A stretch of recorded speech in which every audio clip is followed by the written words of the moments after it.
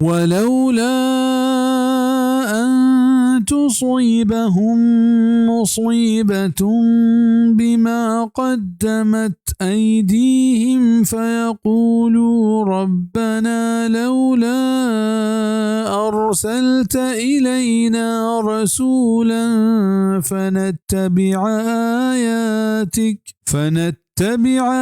آياتك ونكون من المؤمنين.